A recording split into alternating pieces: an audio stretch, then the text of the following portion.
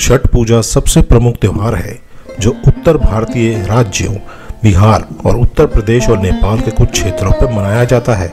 छठ एक प्रसिद्ध त्योहार है जो हिंदू कैलेंडर महीने कार्तिक के 6वें दिन से शुरू होता है।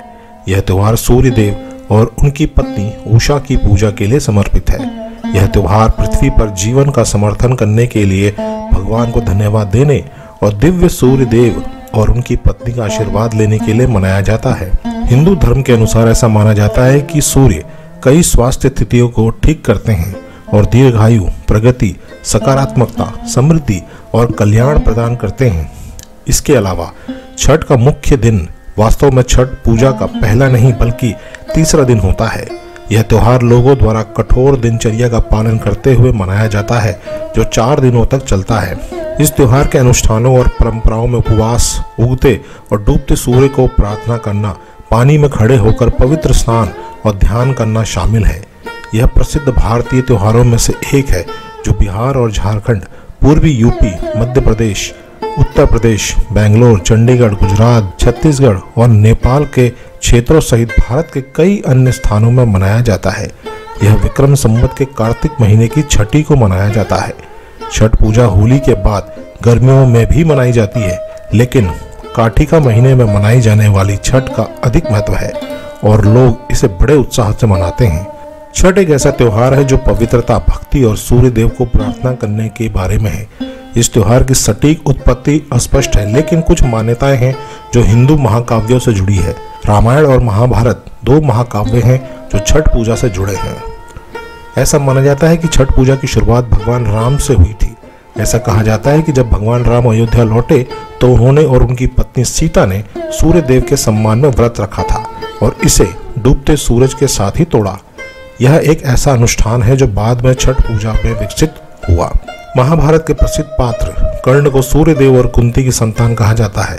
ऐसा कहा जाता है कि कर्ण आमतौर पर पानी में खड़े होकर प्रार्थना करते थे। हालांकि एक और कहानी है जिसमें बताया गया है कि कैसे द्रौपदी और पांडवों ने भी अपने राज्य वापस पाने के लिए इसी तरह की पूजा की थी। छठ पूजा आपके शरीर को डिटॉक्स करने का सबसे अच्छा तरीका है, क्योंकि पानी में डुबकी लगाने और शरीर को सूरज के संपर्क में लाने से सौर जैव बिजली का प्रभाव बढ़ता है और जो मानव शरीर की कार्य क्षमता में सुधार करता है। यह भी कहा जाता है कि छठ पूजा हानिकारक बैक्टीरिया को मारने में मदद करती है और शरीर को आने वाले सर्दियों के मौसम के लिए तैयार भी करती है। दोस्तों, अब आपको बताते हैं कि छठ पूजा के 4 दिनों में कौन कौन से दिन में क्या क्या पर्व कैसे मनाया जाता है। पहला दिन, जिसे कहते हैं नहाय खाया। छठ पूजा के पहले दिन भक्तगण कोसी, गंगा और करनाली नदी में डुबकी लगाते हैं और फिर पवित्र डुबकी लगाने के बाद भक्त प्रसाद तैयार करने के लिए पवित्र जल घर ले जाते हैं। यह छठ पूजा के पहले दिन की सबसे महत्वपूर्ण रस्मों में से एक है। दूसरा दिन, लोहंडा या खरना। छठ पूजा के दूसरे दिन भक्त पूरे दिन उपवास रखते हैं और सूर्यास्त के कुछ देर बाद उपवास समाप्त करते हैं। छठ पूजा का दूसरा महत्वपूर्ण अनुष्ठान सूर्य और चंद्रमा की पूजा करने के बाद भक्त परिवार के लिए खीर, केले और चावल जैसे प्रसाद तैयार करते हैं। प्रसाद खाने के बाद व्यक्ति को 36 घंटे तक बिना पानी के उपवास करना पड़ता है। तीसरा दिन, संध्या अर्घ्य।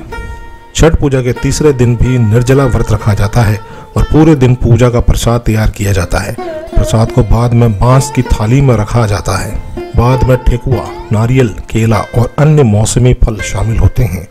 तीसरे दिन भी शाम की रस्में नदी या तालाब या किसी स्वच्छ जल निकाय के किनारे होती हैं। सभी भक्त डूबते सूर्य को अर्घ्य देते हैं। चौथा दिन, बिहनिय अर्घ्य।